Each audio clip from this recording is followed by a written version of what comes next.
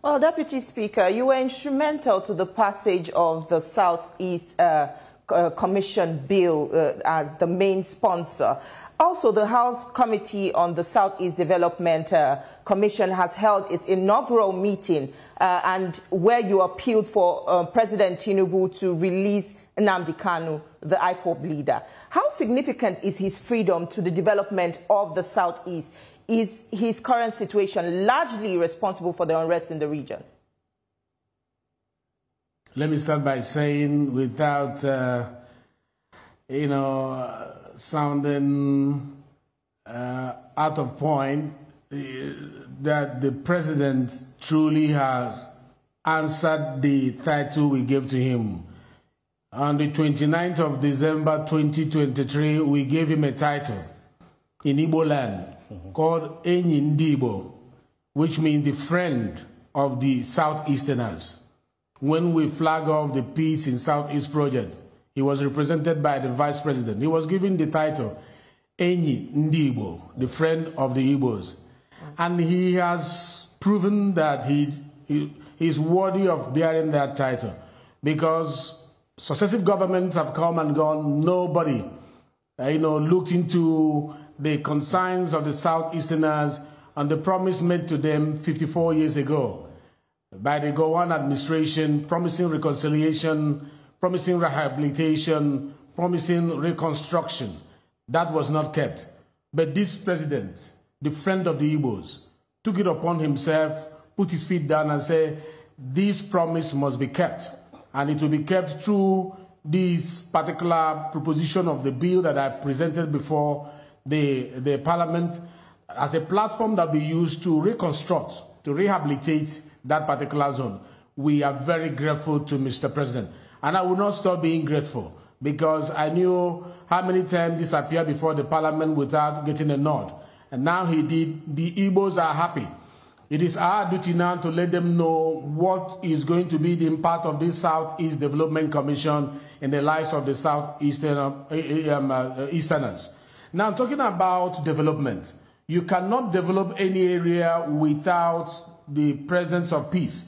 In Nigeria, we say peace, unity, progress, which means where there is peace, you can bet progress. In the Southeast, there is a problem, insecurity.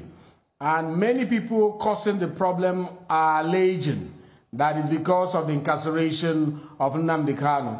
Let us remove that excuse out of the basket. And that was why I appealed to Mr. President when I inaugurated, on behalf of the Speaker, I inaugurated the Southeast Development Committee in the House. I appealed to the Commander-in-Chief, because you can't coerce him. You can't force him. You can't use noise to bully the president to do anything. And this is the message I've been sending to my people. Let's quieten the zone and appeal for a political approach, not just the legal approach. It has been done severally. And it could be extended to us if we appeal to Mr. President. So what you're saying, Deputy Speaker, of my people in the federal government. Yes. With what you're saying, will there also be another agitation for the release of Simon Ekpa, the self-acclaimed leader of Biafra? No, I'm busy now. Simon Ekpa is not in Nigeria. He's wherever he is, and I'm talking about Nnamdi Kanu. If we release Nnamdi Kanu, it's going to help to calm the zone better. It's going to help the police and the security agencies face squarely those who are claiming they are agitating for Nnamdi Kanu. It's not everybody in the Southeast that is doing that, but those elements who are causing all these criminal action, hinging it on Nnamdi Kanu, which is not the truth.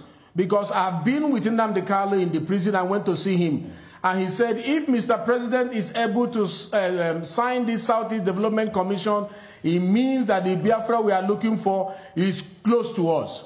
It means that the Biafra we are looking for, that is the good road, the good hospitals, the bridges, the seaports, and all the rest of them, they are going to come closer to us. And that when he's out, he will join the Peace in Southeast project to support the peace that we all want in the zone. And he told me that he will fight squarely those who are causing the mayhem in the region. So it's not about Nnamdi Kanu. Some of them are just leveraging that he's incarceration and begin to cause harm to the people of Southeast.